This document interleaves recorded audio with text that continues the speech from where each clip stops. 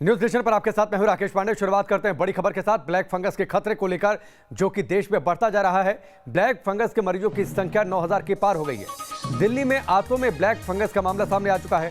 सूरत में ब्रेन में black fungus का केस मिला है। 11 राज्यों ने ब्लैक फंगस को महामारी घोषित कर दिया है।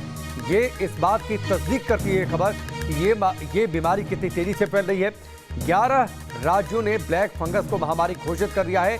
ब्रेन में ब्लैक फंगस का केस सूरत में सामने आ गया। इसके साथ ही दिल्ली में आंतों में ब्लैक फंगस का मामला सामने आ गया। अलग अलग राज्यों में ब्लैक फंगस को लेकर तस्वीर क्या है ये हम आपको बता रहे हैं। इन 5 तस्वीरों से आप समझ सकते हैं कि ब्लैक फंगस बीमारी का प्रकोप कितना भयंकर हो चुका है। आपके शहर में ब्लैक फंगस वाली बीमारी पहुंच चुकी है, लिहाजा आपको सावधान रहने की जरूरत है। 500 से ज्यादा केस रिपोर्ट किए गए हैं जयपुर में। दिल्ली में 200 से ज्यादा केस की बात सामने आई है। बच्चों पर भी अटैक हो रहा है। महामारी घोषित कर दी है 11 राज्यों ने ब्लैक फंगस।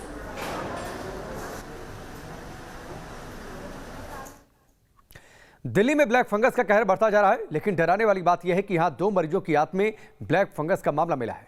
दोनों का इलाज गंगाराम अस्पताल में चल रहा है। दिल्ली में अब तक ब्लैक फंगस के 200 से ज्यादा मरीज सामने आ चुके हैं। हमारे सहयोगी राहुल डबास की रिपोर्ट देखिए। दिल्ली समेत देश में कोरोना के मामलों में कमी आ रही है, लेकिन म्यूकरमाइकोसिस की अगर बात की जाए, ब्लैक फंगस की बात की जाए, तो देश के 13 राज्यों ने इसे महामारी घोषित कर दिया है। दिल्ली ने भले ही महामारी घोषित ना किया हो, लेकिन सरकारी आंकड़े 197 के हैं, जबकि वैसे जो हमारे पास सूत्र हैं वो बता रहे हैं कि दिल्ली में 500 से ज़्यादा मामले हैं। अगर अस्पतालों की बात करें तो अस्पतालों में बड़ी समस्या है एम्फोटेरेसिन बी इंजेक्शन की, क्योंकि एक मरीज़ पर 100 से ज़्यादा इंजेक्शन का इस्तेमाल होता है।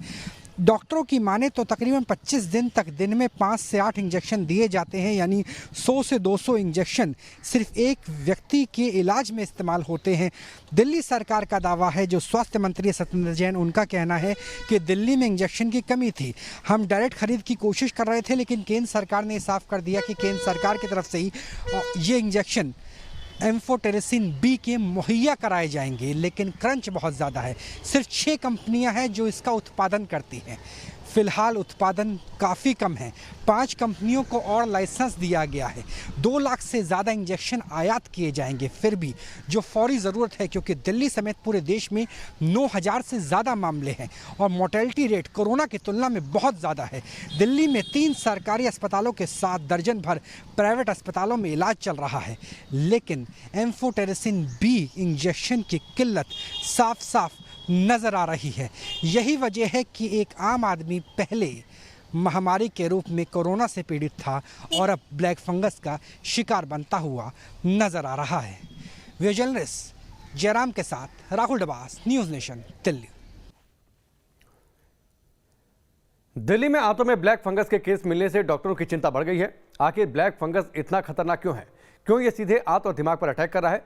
न्यूज नेशन ने मैक्स हॉस्पिटल के डायरेक्टर डॉक्टर मनोज कुमार से जानने की कोशिश की है। आप भी सुनिए। म्यूकरमाइकोसिस एक फिलामेंटस फंगस है। म्यूकोरियल ऑर्डर्स का ये फंगस है, जो मुख्य रूप से 3 फॉर्म में मनुष्य को संक्रमित करता है। एक तो राइनो ऑर्बिटल सेरेब्रल फॉर्म, जिसमें ROCM भी बोलते हैं, rhino orbital cerebral mucormycosis. Second है जो लंग्स को इन्वॉल्व करता है, पल्मोनरी म्यूकरमाइकोसिस। और थर्ड क्यूटेनियस म्यूकरमाइकोसिस। तो इसमें जो ब्लैक फंगस जो है वो बेसिकली ये मिसनोमर है, क्योंकि ये नेक्रोटिक मटेरियल जो काले कलर की आती है उसकी वजह से इसको ब्लैक फंगस नाम दिया गया।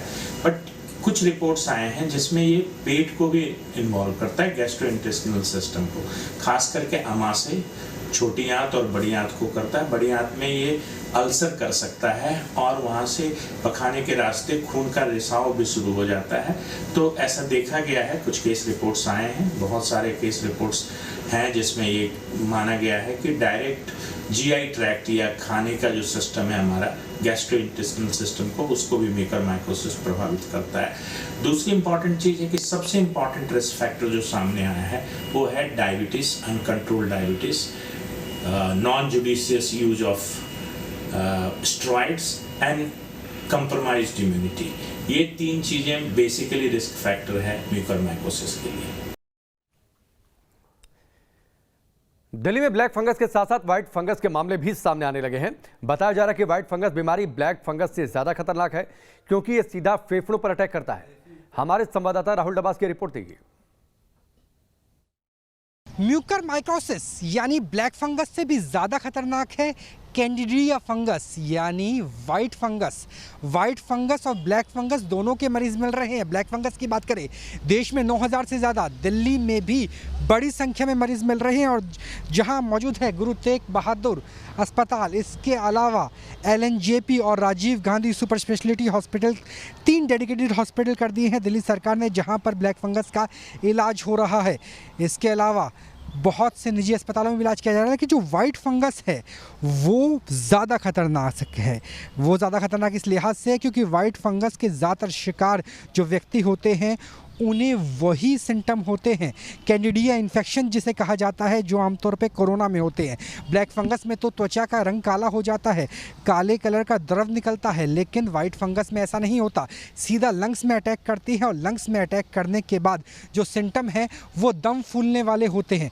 यानी जिस तरीके से कोरोना में आपका दम फूलता था उसी तरीके से वाइट फंगस में भी दम फूलता है और व्यक्ति को लगता है ये फंगल इन्फेक्शन नहीं है, ये कैंडिडिया फंगस नहीं है, इसके पीछे हो सकता है कोरोना हो। और कोरोना समझ के बहुत बार होम आइसोलेशन में इलाज जब तक किया जाता है तब तक केस बिगड़ जाता है। यानी ब्लैक फंगस तो खतरनाक है ही, जिसे 13 राज्यों ने महामारी घोषित कर दिया है, लेकिन वाइट फंगस और भी खतरनाक है क्योंकि उसका असर नाक कान पर कम नज़र आता है, सीधा फेफड़ों पर हमला ज़्यादा होता है। कोरोना के तरीके से दम फूलता है और वाइट फंगस का पता लगाने में और भी ज़्यादा वक्त लग जाता है। वीडियो जर्नलिस्ट जयराम के साथ राहुल डबास, न्यूज़ नेशन, दिल्ली।